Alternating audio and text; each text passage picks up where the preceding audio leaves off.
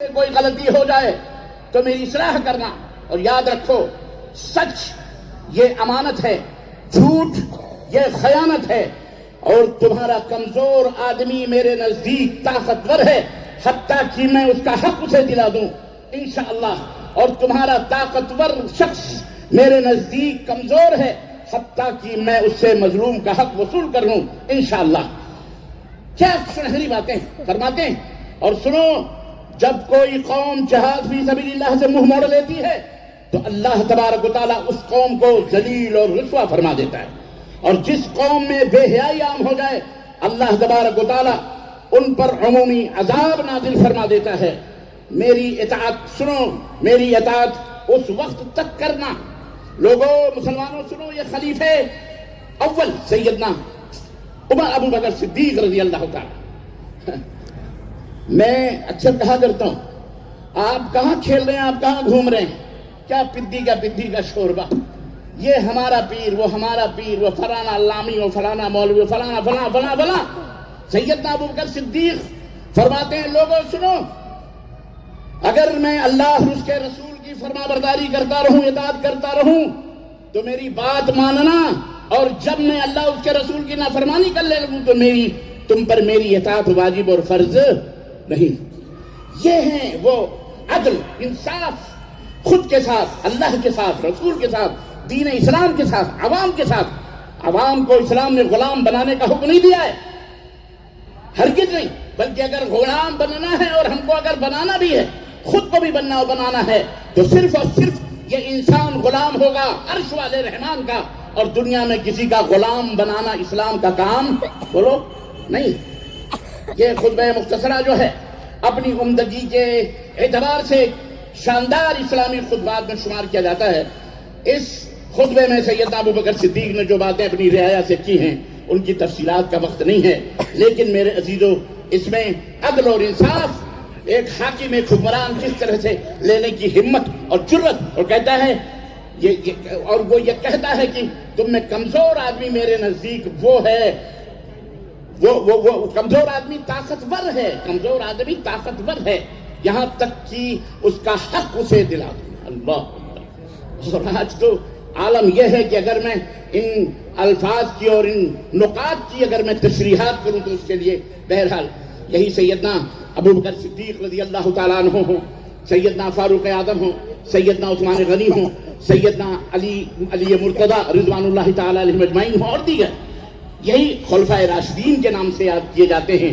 یہ ہمارے لیے قدوہ ہیں، یہ ہمارے لیے نمونہ ہیں، ان کا عدل اور انصاف آج بھی کتابوں کے اندر موجود ہے۔ بس ہم کو چاہیے کہ ہم ہر فیلڈ میں ان کو پڑھیں، ان کو سمجھیں، اور ان کے مطابق اپنی زندگیوں کو سجائیں اور سنواریں۔ یہ پوری دنیا کے لیے قدوہ ہیں اور پوری دنیا کے لیے نمونہ ہیں۔ میرے عزیزو، حضرت سیدنا ابو بکر صدیق رضی اللہ تعالیٰ عنہ، یہ عبداللہ ابن عمرو ابن عاص رضی اللہ تعالیٰ عنہ بیان کرتے ہیں کہ حضرت ابو بکر صدیق نے ایک دفعہ اعلان کیا، میں ایک واقعات سب کے تعلق سے میں بیان کر اپنی بات ختم کروں گا، کہ حضرت ابو بکر صدیق نے اعلان کیا کہ کل جو ہے صدقات اور زکوٰۃ کے جو اونٹ ہیں لوگوں کے اندر تقسیم کیے جائیں گے۔ کُنَّ بِالْغَدَاةِ فَاحْذَرُوا صَدَقَاتِ الْإِبِلِ نُقَسِّمُهَا، آؤ سب لوگ کل آؤ، جو صدقات میں اونٹ ہیں ان کو تقسیم کیا جائے گا۔ چنانچہ حضرت ابو بکر صدیق، حضرت عمر بن الخطاب رضی اللہ تعالیٰ عنہ اونٹ کے باڑے میں گھسے۔ اچانک دیکھا کہ ایک آدمی، جب دیکھا کہ باہر کوئی نہیں ہے تو وہ بھی باڑے کے اندر اونٹ کے گھس گیا۔ اس نے دیکھا ابو بکر بھی ہیں، عمر بھی ہیں۔ سیدنا ابو بکر نے دیکھا کہ وہ آدمی گھسا ہوا چلا رہا رسی ہاتھ میں، کیونکہ اس کی بیوی نے اس سے کہا کہ جاؤ تم بھی دیکھو، اعلان ہوا ہے، ہو سکتا ہے ابو بکر صدیق ہمارے اوپر رحم کریں اور ہم کو بھی کوئی نہ کوئی اونٹ مل جائے۔ چنانچہ بیچارہ اپنے بیوی کے کہنے پر پہنچ گیا اور بغیر اجازت اندر پہنچ گیا۔ ابو بکر صدیق رضی اللہ تعالیٰ نے اس کو دیکھا، اس کی رسی چھینی اور اس کے منہ پہ مارا، کہا تجھے بغیر اجازت، میں نے کہا تھا کوئی اندر نہ ہے، تو کیسے آ گیا؟ بہرحال وہ بیچارہ باہر ہو گیا۔ لیکن جب مال غنیمت تقسیم ہو گیا تو اللہ اکبر، اللہ کا خوف دیکھیں، خلیفہ وقت نے اس شخص کو بلایا اور رسی دی اس کی اور کہا مجھ سے اپنا بدلہ لو، میں نے تمہارے چہرے کے اوپر رسی سے مارا ہے، تم بھی میرے چہرے کے اوپر مارو یہ رسی۔ اللہ، یہ ہے عدل، یہ ہے انصاف، یہ ہے مساوات، یہ ہے حکمران اسلامی، حکومتوں کے اصول اور ضابطے اور قانون جو ہمارے اسلاف نے دنیا کو پیش کیے ہیں۔ آج تمام حکمرانوں کو آئیڈیل نمونہ ہے یہ، اور ان سے روشنی لینے کی ضرورت ہے۔ یہ مشعل راہ ہیں، یہ انسانیت کی معراج ہیں، یہ انسانیت کو بلندیوں تک پہنچانے والی ہستیاں ہیں۔ سیدنا ابو بکر صدیق نے جب یہ بات کہی تو حضرت عمر بن خطاب نے کہا اللہ کی قسم یہ نہ آپ سے بدلہ لے گا اور نہ یہ آپ کو مار سکتا ہے، البتہ یہ اور نہ ہی آپ کو میں یہ اجازت دوں گا کہ ہر کسی کو کہیں کہ بھئی یہ خلیفۃ المسلمین سے بدلہ لیتا پھرے۔ یہ تو ہر کوئی بدلہ لینے کی چاہت میں آئے گا، کچھ بھی کر سکتا ہے۔ ارے آپ اس کو کچھ دے لے کر کے معاملہ ختم کروائیں۔ چنانچہ حضرت ابو بکر صدیق نے اپنے غلام کو بلایا اور کہا کہ اس کو ایک اونٹ دو، مخملی بسترا دو، اس کے اوپر کجاوے دو، اور اس کو 5 دینار بھی دے کر کے اس کو راضی اور خوش کر کے اس آدمی کو اپنے گھر سے رخصت کیا۔ اللہ اکبر، یہی وہ شخص۔ تو یہ نمونہ ہے عدل اور انصاف کا کہ کس طرح سے وہ عدل اور انصاف کرتے تھے۔ آئیے سیدنا عمر فاروق اعظم کا نام آتا ہے تو عدل کی وہ مثال جس پر دنیا ناز کرے۔ ابھی آپ نے علماء سے سماعت فرمائے، میں ان کو دہرانا ان واقعات کو نہیں چاہتا، لیکن میں چونکہ عدل اور انصاف سے متعلق ہے یہ باتیں۔ اللہ نے کون عمر؟ حضرت عمر کے بارے میں نبی کائنات نے فرمایا کہ عمر وہ ہے جس کی زبان پر حق جاری ہوتا ہے، اللہ حق جاری فرماتا ہے۔ اور عمر کے بارے فرمایا عمر تو جس گلی سے گزر جاتا ہے شیطان وہ گلی چھوڑ دیتا ہے۔ اور آج بھی عزیزان گرامی قدر الحمدللہ شیطان زدہ لوگ حضرت عمر کا نام سن کر کے کبھی آ جاتی ہے وہ بھی راستے چھوڑ دیتے ہیں۔ بہرحال اللہ تبارک تعالیٰ ہدایت عطا فرمائے۔ عمر کے انصاف کی داستانیں تاریخ کے صفحات کو چمکاتی۔ حضرت عمر رضی اللہ تعالیٰ عنہ اپنے دور خلافت میں ہر فرد کو تنقید کا اور اسی طرح سے طلب حقوق کی پوری آزادی دی۔ فرما دیا تھا اگر کوئی میرے اوپر تنقید کرنا چاہے پیش کیا، میرے اندر کوئی عیب ہے بتاؤ، اگر میں ناانصافی کرتا ہوں بتاؤ، تمہارا کوئی حق میرے اوپر ہے تو وہ بھی بتاؤ۔ چنانچہ ایک دفعہ تقریر فرما رہے تھے، مسلسل ایک شخص اٹھ کے کھڑا ہو کے کہتا اتق اللہ یا عمر، عمر اتق اللہ یا عمر، عمر اللہ سے ڈرو، عمر اللہ سے ڈرو۔ لوگوں نے اس کو روکنا چاہا، کہا نہیں اس کو مت روکو، کیونکہ اگر لوگ آزادی کے ساتھ اپنی بات نہیں کہیں گے تو پھر بے مصرف ہے، اور اگر میں آزادی کے ساتھ ان کی بات نہیں سنوں گا تو پھر میرا بھی کوئی فائدہ نہیں، میں بھی بے مصرف ہوں۔ اور ایک دفعہ منبر پر کھڑے ہو کے فرمایا کہ لوگو اگر میں دنیا کی طرف جھک جاؤں تو کیا کرو گے؟ ایک شخص نے تلوار نکالی اور کہا نقومک بسیوفنا یا امیر المومنین، تلوار نکال کے کہتا ہے ہم اپنی تلوار سے آپ کو درست کریں گے۔ اگر آپ دنیا کی طرف جھکیں گے، عدل اور انصاف سے اگر رخ موڑیں گے تو یہ تلوار ہوگی اور آپ کی گردن ہوگی۔ حضرت عمر بن خطاب نے امتحان لینا چاہا اس کی جرت کا اور اس کی بہادری کا، تو ڈانٹا، کہا تمہیں پتہ نہیں تو کس سے بات کر رہا ہے اور کس کے سامنے کھڑا ہوا؟ امیر المومنین کے سامنے، اور تو ایسی باتیں کر رہا ہے؟ کہا ہاں مجھے پتہ ہے میں کس کے سامنے تلوار نکال کر کے اور یہ بات کہہ رہا ہوں۔ سیدنا عمر فاروق اعظم رضی اللہ تعالیٰ عنہ کی پیشانیوں پہ سلوٹیں نہ آئیں، بلکہ مسکراتے ہوئے فرمایا اللہ تیرا شکر ہے کہ تیرے بندوں میں عمر کی قوم میں ایسی بھی قوم موجود ہے کہ اگر عمر کہیں کوئی راستہ انحراف کی طرف چلے تو تیرے بندے اسے درست کرنے کے لیے تیار ہیں۔ یہ اللہ کا شکر ہے۔ آج ہم میں یہ جرت ہے، ہم میں یہ ہمت ہے، ہم تو اگر استاد بن گئے، اگر خوش قسمتی سے اگر چند طلبہ کو پڑھانے لگے معذرت کے ساتھ، اساتذہ کرام سے معذرت کے ساتھ، تو ہم تو یہ سوچتے ہیں کہ ہم ان کے خدا بنے بیٹھے ہیں، گلے دبوچنے پہ لگتے ہیں، آنکھیں سرخ، ایک سوال کر لیا تو لگا کہ جیسے تیر مار دیا۔ تمہیں جرت کیسے؟ گستاخی کرتے ہو، استاد کی گستاخی۔ اس طرح سے گلا تو گھونٹ دیا اہل مدرسہ نے تیرا، کہاں سے آئے صدا لا الہ الا اللہ؟ غلامی کروائی جا رہی ہے، غلام بنایا جا رہا ہے گستاخی کے نام پر۔ بہرحال الغرض کہنے کا مطلب یہ ہے میرے عزیزوں، میرے دوستوں، اور سنو، ابھی واقعہ تو آپ نے سنا ہی ہوگا وہ عورت کا۔ حضرت عمر بن خطاب رضی اللہ تعالیٰ عنہ رات کو گشت کیا کرتے تھے، 2-3 میل کی دوری پر کہیں سے گشت کرتے کرتے پہنچ گئے، غلام اسلم بھی ساتھ میں تھا۔ دیکھا کہ کہیں سے بچے کی رونے کی آواز آ رہی ہے، پہنچے، دیکھا کہ ایک عورت چولہے پہ جناب علی چولہا چڑھائے ہوئے، بچے رو رہے ہیں، بلک رہے ہیں اور بیٹھی ہوئی۔ آپ نے پوچھا کیا مانج رہا ہے؟ کہا بچے بھوک سے بلا رہے ہیں، تڑپ رہے ہیں، میں نے چولہے پہ یہ ہنڈی چڑھائی ہوئی ہے، اس میں ہے وہ کچھ نہیں، صرف تسلی کے لیے کہ تھوڑی دیر کے بعد رو دھو کر کے یہ سو جائیں۔ اللہ اکبر! حضرت عمر بن خطاب نے کہا یہ بات ہے۔ چنانچہ پلٹے وہاں سے اور اپنے غلام کو ساتھ لیا، گئے بیت المال کھولا، آٹے کی بوری لی، غلام نے کہا حضور میرے پیٹھ پہ لاد دو۔ سے عمر بن خطاب نے کہا تیری پیٹھ پہ نہیں میری پیٹھ پہ، کہا نہیں میری پیٹھ پہ۔ آپ امیر المومنین نے کہا نہیں میری پیٹھ پہ لاد، کہا امیر المومنین میں ہماری پیٹھ پہ میں غلام ہوں، کہا نہیں میری پیٹھ پہ لاد، کل قیامت کے دن میرے گناہوں کا بوجھ تو اٹھائے گا۔ یہ ہے درس، یہ ہے درس، یہ ہے درس، سمجھے آپ؟ یہ صرف سننے سنانے کے لیے نہیں کانفرنس ہے، یہ صرف سنے واقعات سننے کے لیے نہیں ہے۔ ہم جہاں کہیں بھی ہیں ہمیں اللہ کا خوف ہونا چاہیے، ڈرنا چاہیے، اور جو آدمی جتنی ہی ذمہ داریوں میں ہے بڑا ہے اس کو اسی ذمہ داری کا اس کو خیال ہونا چاہیے، سمجھ ہونی چاہیے۔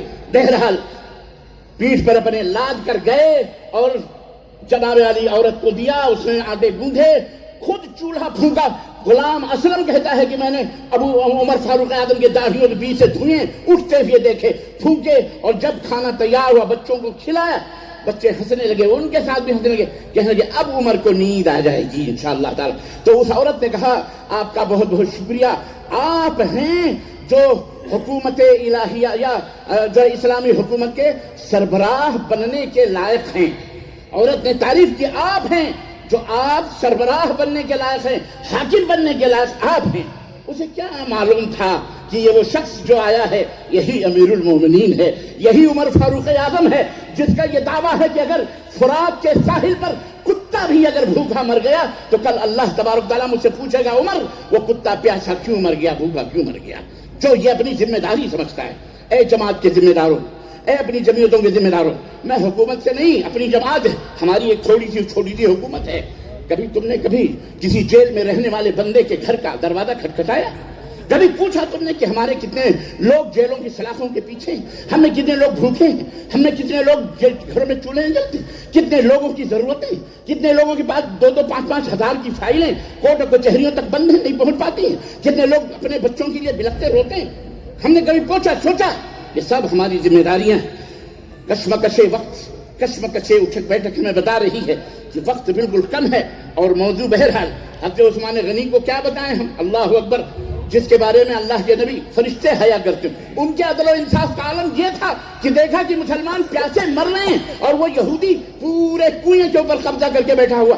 اللہ کے نبی صلی اللہ علیہ وسلم کے دربار پہنچے، کہنے لگے اس کی کیا قیمت ہوگی، وہ عثمان دینے کے لیے تیار ہے۔ اے اللہ کے نبی اس کنویں کو خریدیے، اور کنویں کو خریدا اور پورے مدینے والوں کے لیے وقف کیا، مسلمان بھی تھے، غیر مسلم بھی تھے، یہودی بھی تھے، سب لوگوں کے لیے عام کیا۔ یہ ہیں ہمارے آباء و اجداد کی وہ روشن مثالیں، یہ ہیں وہ مشالیں جنہیں آج اپنانے کی ضرورت ہے۔